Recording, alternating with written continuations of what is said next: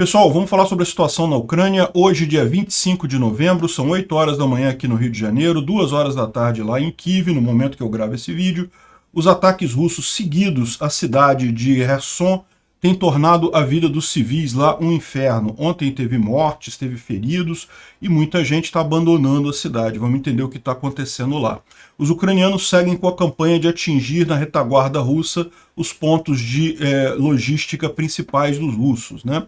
E o último ataque à base de Jankoy, aqui na Crimeia, que aconteceu alguns dias atrás, a gente ficou sabendo agora, matou os 10 iranianos que estavam ali na região ensinando os russos a usar aqueles drones iranianos Shahed 136, né? Algumas pessoas diziam que mais do que isso, eram eles que operavam os drones no final das contas. De qualquer forma, parece que foram todos mortos. E, de fato, no último bombardeio russo de larga escala, não houve drones iranianos. Houve drones de outro tipo, mas não os iranianos, né? E o Putin se mostra cada vez mais isolado e agora parece que ele está com medo de ser morto. Vamos entender esse assunto. Essa notícia ou essas notícias foram sugeridas por mais um funcionário público, Sagat Bordiev, e várias outras pessoas. Obrigado aí ao pessoal que sugeriu a notícia. Obrigado a você que está assistindo o nosso vídeo. Se você gosta do nosso conteúdo, por favor, deixe o seu like e se inscreva aqui no canal, né? Pois bem, mais um dia que não teve nenhuma grande mudança aqui na linha de frente. A gente vai ver que o inverno está chegando e está chegando pesado lá na frente de batalha, o que torna as coisas menos dinâmicas de qualquer forma, né?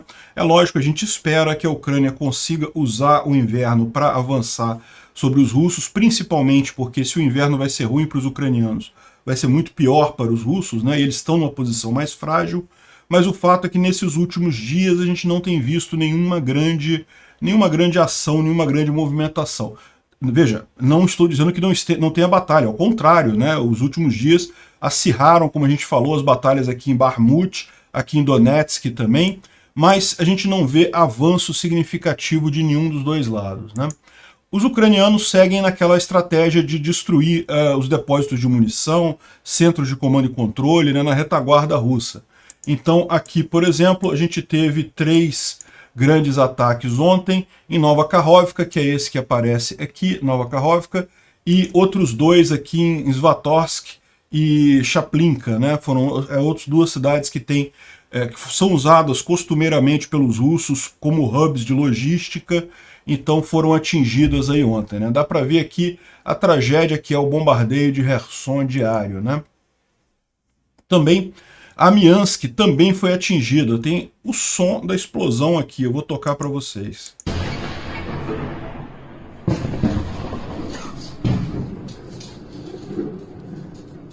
Ou seja, só tem o som da explosão. Armiansk é aqui, essa cidade no norte da Crimeia, que também está no alcance dos HIMARS, né? Bem, além disso, existe reporte de que teriam havido ataques ao aeroporto de Melitopol, mas é uma coisa que está meio no ar isso daqui, né? O Defmon está falando aqui, está traduzindo o que foi dito aqui em ucraniano aqui embaixo. 5 grandes acertos, né, bombardeios chegaram no aeroporto de Melitopol e a defesa aérea estaria quieta, né? Mas se você ver aqui, tem gente falando mais aqui para baixo que na verdade os russos disseram que na verdade as explosões eram a defesa aérea atingindo os mísseis ucranianos e que não teria caído nenhum míssil no aeroporto de Melitopol, né? Infelizmente a gente não tem de fato confirmação nenhuma, porque lembra, essas imagens que a gente obtém, como por exemplo essa daqui de Nova Kakhovka, depende de ter alguém ali, seja um ucraniano ou um russo, que grave o que aconteceu, né? Para a gente ter a noção de que realmente aquilo está acontecendo. Mas nesse caso, em Melitopol, não houve a confirmação, não houve ninguém filmando ali que pudesse confirmar exatamente o que houve, mas lembra, os russos falarem também que foi a defesa aérea não quer dizer nada, porque russo por definição mente, né? O prefeito de Melitopol, o Ivan Fedorov, ele está na Ucrânia agora, né? Ele não está mais em Melitopol, porque Melitopol está ocupada, mas ele evidentemente tem muitos contatos na cidade. Então ele falou que as Forças Armadas ucranianas fizeram a revanche pelo ataque do bebê na maternidade lá em Volnyansk. Lembra, a gente falou isso há 2 dias atrás, né? Um bebê de 1 dia de idade, recém-nascido, foi atingido na maternidade de Volnyansk, que é a gente está falando aqui, né, essa cidadezinha aqui, e aparentemente, qual que foi essa vingança que eles fizeram, né? Eles destruíram o complexo de defesa antiaérea S-300, de onde teria saído o míssil que atingiu o hospital e matou a criança, né? Então essa foi a revanche desse, e se isso daqui for verdadeiro, o que isso significa, né? Isso explica primeiro, que de fato atingiram coisas no aeroporto de Melitopol, faz sentido, é muito provável que um sistema de defesa antiaérea esteja instalado num aeroporto, e ele não funcionou porque ele foi atingido, então de fato, se isso daqui for verdade, explica o que foi dito aqui na outra coisa, e a mentira russa é só mais mentira russa, e não faz diferença nenhuma, né? Então, é lógico que a gente não tem confirmação de nada aqui, mas eu vou ficar com a versão do prefeito de Melitopol de que atingiu a defesa antiaérea, os S-300 que estavam no aeroporto de Melitopol e foram usados para atingir a maternidade que matou aquela criança, né? Bom, ontem houve bombardeio em Kherson, isso não é novidade, parece que tem bombardeio todo dia em Kherson. Os russos estão de propósito para tentar fazer propaganda, né, dizer, olha só, a Rússia saiu da cidade, agora a cidade está abandonada e não sei o que lá. Eles estão agora bombardeando Kherson todos os dias, né? E ontem houve um bombardeio que 4 pessoas acabaram morrendo e teve mais um monte de ferido. Aqui a visão, tá vendo? De novo, alvo civil, eles não se preocupam em fazer coisas militares e coisa e tal, é mesmo para propaganda pura, para destruir Kherson e poder falar lá internamente lá na Rússia que, olha, tá vendo? A gente devolveu Kherson para os ucranianos, eles estão abandonando a cidade, coisa e tal. Infelizmente, Kherson agora é uma cidade na linha de frente, né? Então, a menos que os ucranianos consigam avançar rapidamente na margem esquerda do Dnipro, não tem muito como evitar esses bombardeios, porque a artilharia russa está muito próxima, né?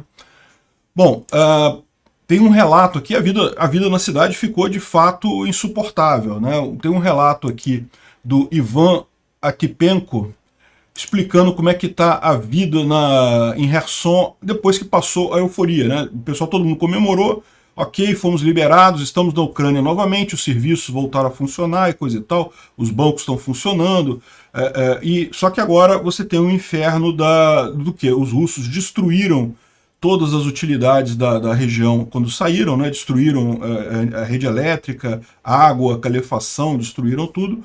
As coisas já estão começando a serem religadas novamente, mas isso leva muito tempo. Eles fizeram questão de destruir com vontade na hora de ir embora, né?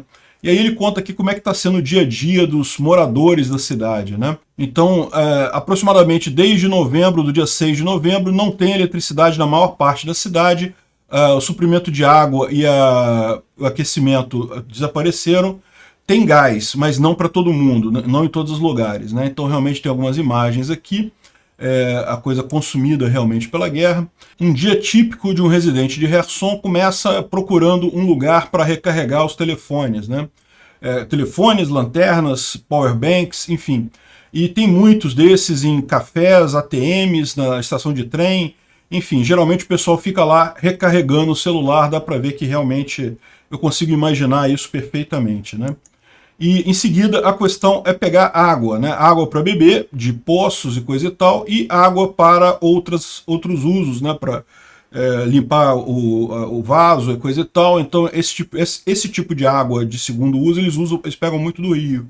O próprio rio de Dnipro, eles usam essa água para o vaso, e tem fontes com água potável que eles podem pegar para beber, né?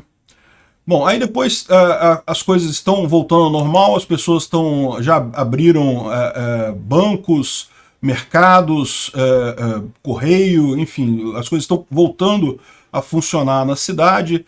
Tem muita fila nas ATMs, né, no banco 24 horas, e nas estações de gás, nos postos de combustível, e eles estão dizendo aqui que muitas lojas ainda têm produtos russos, e os preços são o dobro do preço dos produtos ucranianos e a qualidade é muito pior, né?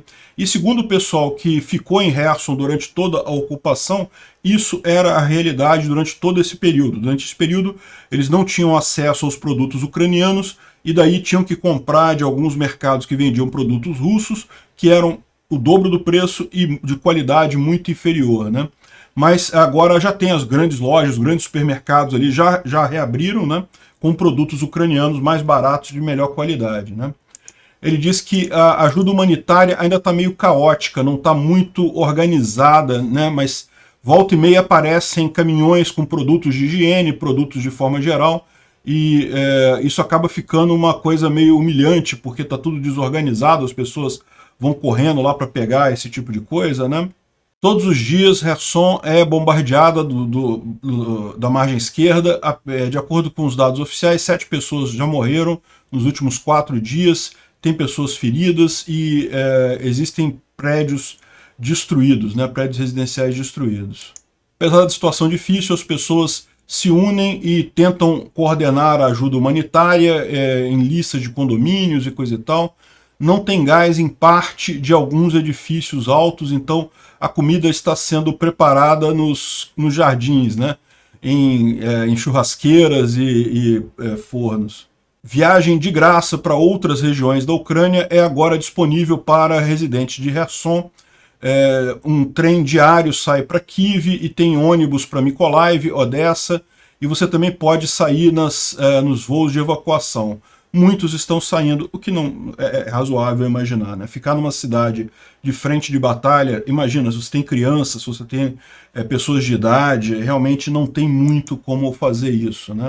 E como ele fala aqui, depois de 8 meses que eu estive fora, eu retornei para uma Kherson completamente diferente. A cidade foi roubada e vilipendiada, né? A euforia da liberação passou. É muito difícil a realidade que está lá em todo o país, na verdade. Enfim, ele fala aqui mais algumas coisas, mas o que a gente tem no final das contas é que, de fato, muitos residentes de Kherson estão aproveitando que estão na Ucrânia agora para fugir para a Ucrânia. Ou seja, no mínimo isso eles conseguiram, né? Antes era difícil conseguir sair de Kherson e chegar na Ucrânia, agora o Kherson está na Ucrânia, então eles conseguem fugir para outras partes do país onde tem abrigo, né? Enfim, não tem como fazer de outra forma. Infelizmente, Kherson iria ficar mesmo como uma cidade na linha de frente, com isso suscetível ao bombardeio russo, mas eu tenho certeza que os russos em breve vão lançar uma campanha ali para retomar a margem esquerda do Dnipro, e esse problema vai acabar em Kherson, né? E só uma observação, né? Os russos agora estão bombardeando qualquer coisa em Kherson, instalações civis, prédios e coisa e tal. Lembra que os ucranianos fizeram todo um trabalho justamente para conseguir tomar Kherson sem precisar bombardear a cidade, né? É lógico, eles chegaram a mandar alguns mísseis para lá, visando sempre alvos militares na cidade, né? Os russos certamente não têm essa preocupação. Bom, e aqui o Var Svitla, ele fala aqui que você notou que, né, praticamente não teve os mopeds nessa última leva de ataque russo, e eles não estão vendo isso também na frente de batalha lá na Ucrânia, né? O moped é o apelido que eles deram. O mopeds é aquele ciclomotor, monareta, né? Aquela motozinha tão pequenininha que parece uma bicicleta com motorzinho, né? Uma bicicleta motorizada.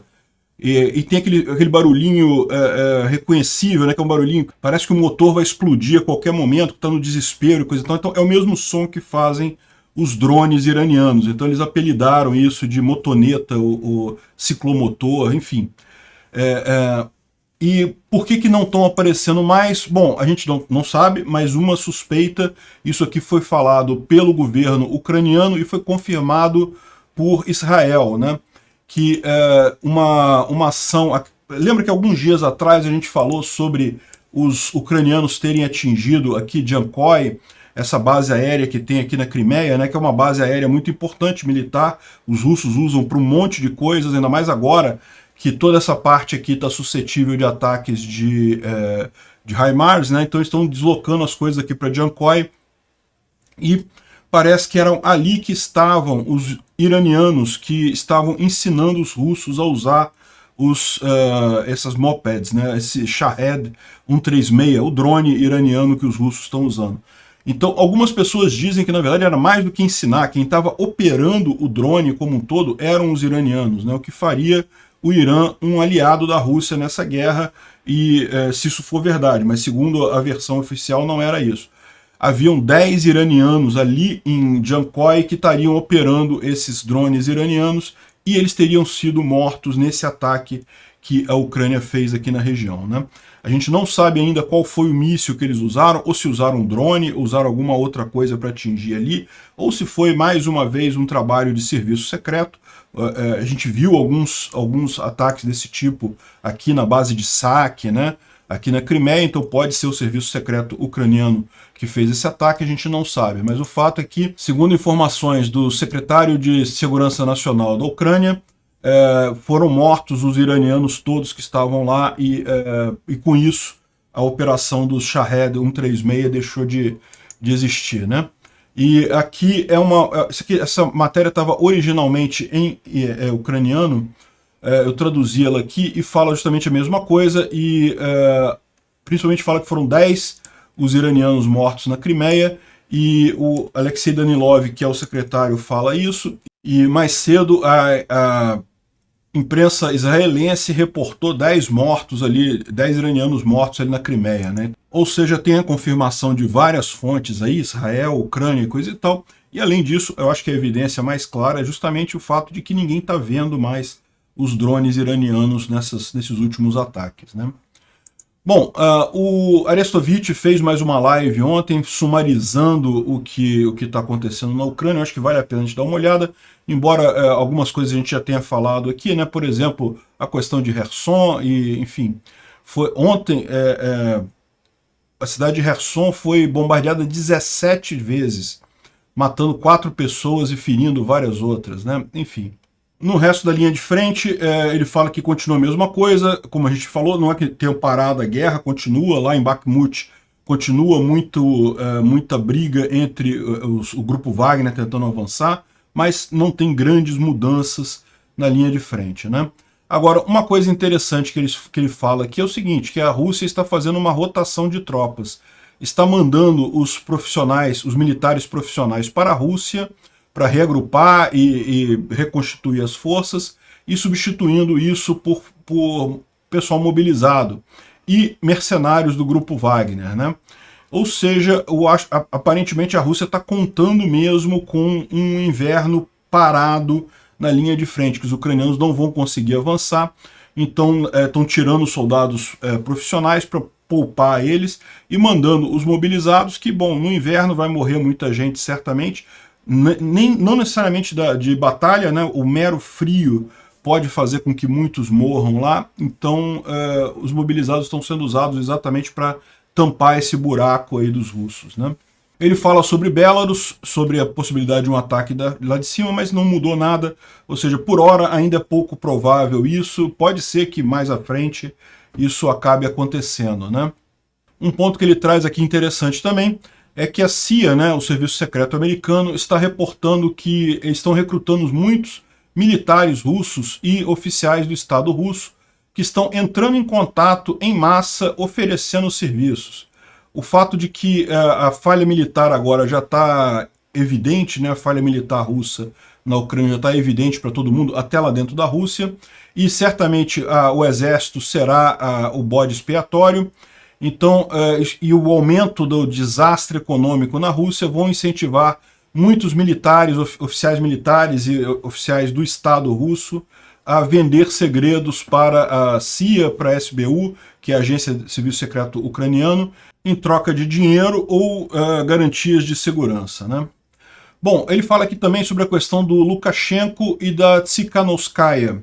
A Tsikhanouskaya é a vencedora legítima da eleição em Belarus, né? Ela que ganhou a eleição foi fraudada para o Lukashenko continuar no poder.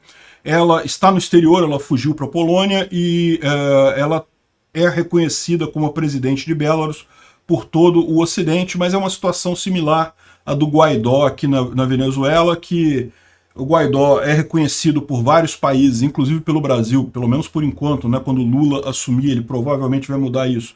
Mas por enquanto o Guaidó ainda é reconhecido como presidente da Venezuela, mas ele não consegue fazer nada, porque continua o ditador vitalício da Venezuela lá, né? E aí, o que eu tá falando aqui é o seguinte, a Svetlana Tsikhanouskaya, ela é reconhecida como presidente, e ela queria fazer uma visita à Ucrânia. Mas parece que os ucranianos preferiram não comprar essa briga, porque, por hora, a verdade é que Belarus não mostra interesse em entrar nessa guerra. Belarus tem uma força militar muito fraca, muito pequena, mas de qualquer forma significaria mais uma dor de cabeça para os ucranianos nesse momento. Comprar essa briga de graça não valeria a pena, então parece que por isso o encontro entre o Zelensky e a Tsikhanouskaya foi adiado aí indefinidamente, né? Ele fala uma outra coisa aqui, a gente vai falar sobre a troca de prisioneiros e coisa e tal. Ele fala assim, olha só, é muito importante notar que não teve nenhum acordo novo, tá? Não tem acordo, não estamos negociando nada. Olha a importância que o pessoal na Ucrânia dá a isso. Não tem esse negócio de negociar com a Rússia, não. Não estamos negociando nada novo. Acordo de prisioneiro é porque já tem esse tipo de acordo normalmente para troca de prisioneiros. E o acordo dos grãos, lá da passagem dos grãos pelo Mar Negro, teve... isso já teve, desde lá da primeira vez, a contrapartida de liberar a venda de fertilizante russo. Né? Então, ou seja, isso que conseguiram, no final das contas, fazer o acordo entre a Rússia e os países do Ocidente, liberaram os russos para vender fertilizante e, com isso, a Ucrânia liberou, a Rússia aceitou liberar o corredor para a Ucrânia. Mas isso já foi lá, foi no primeiro acordo, né? E recentemente, vocês sabem, a Rússia tentou melar esse acordo, mas não conseguiu, acabou voltando atrás, porque a Turquia falou que ela ia garantir a passagem dos barcos ucranianos, os russos ficaram falando sozinhos, né? Bom, para vocês verem como o dia está realmente com poucos eventos, não houve atualização aqui no Instituto para Estudo da Guerra de ontem para hoje, né? Como a gente falou, aqui houve mais uma troca de prisioneiros, outra, tá? Ontem a gente falou de uma troca de prisioneiros, de 36 prisioneiros, teve outra, a que a gente falou ontem era de anteontem, hoje estamos falando da que houve ontem, foram 50 soldados retornados do cativeiro na Rússia, e entre eles 2 oficiais e 48 soldados e sargentos. 19 deles eram defensores de Mariupol, lá daquele pessoal que estava na Azovstal, né? E ainda teve 15 prisioneiros de Chernobyl. Lembra que logo no início da invasão os russos tomaram Chernobyl, né? Cavucaram trincheiras em Chernobyl, né? Vocês lembram disso, né? Então ainda tinha 15 prisioneiros daquela época ainda e 7 da Ilha da Serpente, que desde então está agora abandonada, nem na mão dos ucranianos, nem dos russos, né? Agora, olha a situação constrangedora isso aqui no final lá do encontro. Lembra que ontem teve o encontro do CSTO, que é o grupo lá, é a OTAN da Rússia, né? É um grupo de defesa mútua que tem a Rússia, o Cazaquistão, a Armênia, enfim, aqueles países todos ali na região, né?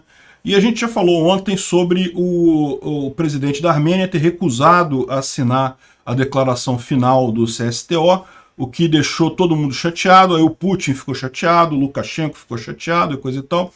E veja, houve uma época que a Armênia não sonharia em desagradar o Putin, porque o Putin era visto como grande apoiador da Armênia na região e coisa e tal. Só que a Armênia está vendo que o Putin não tem mais força para nada, né? O pessoal está começando realmente a ver o Putin como carne estragada. Ninguém quer aquele negócio. Olha só, para tirar foto do final do evento, que constrangedor, todo mundo se afastando do Putin, assim, ó.